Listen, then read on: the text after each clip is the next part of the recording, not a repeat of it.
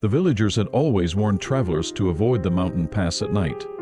It was said that deep in the shadows of the forest, a terrible Oni, a demon with red skin, sharp horns, and an insatiable hunger for human flesh lurked in the darkness. But like all cautionary tales, there were always those foolish enough to ignore them. One fateful evening, a young warrior named Taro ventured toward the pass. He was known for his bravery, but it was arrogance that guided him now. Armed with nothing but his sword and his overconfidence, he scoffed at the villagers' warnings. "No beast can stand against me," he muttered as he made his way up the steep path. The sun sank below the horizon, and a thick fog rolled in, swallowing the trail.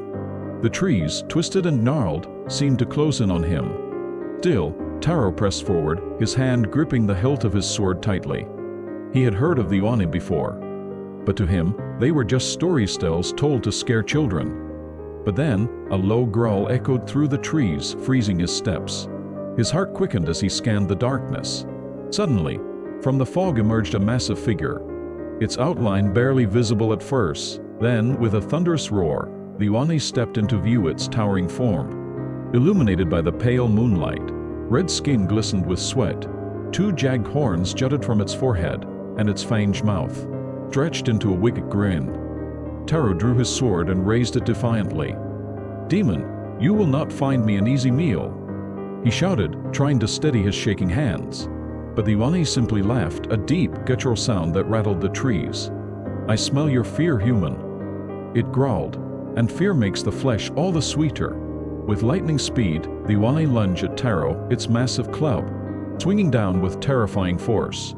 Taro barely managed to leap aside, feeling the air crackle. As the club smashed into the ground, splintering the rocks beneath it, the warrior slashed at the Oni, his blade striking its thick hide, but the demon barely flinched. Its laughter grew louder. Taro's mind raced. This was no ordinary enemy. The Oni's strength was beyond anything he had ever faced. Each strike he landed seemed futile, as though the demon was toying with him. Exhaustion began to take hold, and for the first time, he felt true fear creeping into his heart.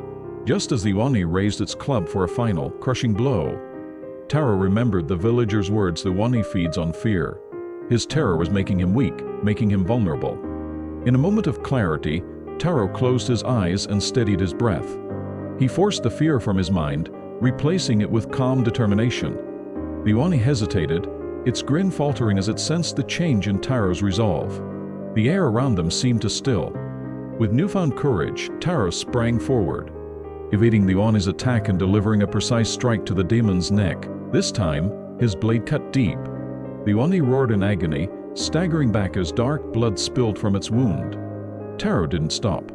He swung again and again, until the mighty demon finally collapsed, its body disappearing into the fog. Breathing heavily, Taro stood victorious. But the weight of what had just happened lingered in the air. He looked down at his sword, now covered in blackened blood, and realized that this victory was not just of strength, but of mind. He had conquered his fear, and with it, the Oni that thrive on it. The villagers were right. The mountain pass was haunted by an ancient evil. But from that day forward, they spoke of a new legend, the tale of Taro, the warrior who defeated the Oni by mastering the greatest enemy of all, his own fear.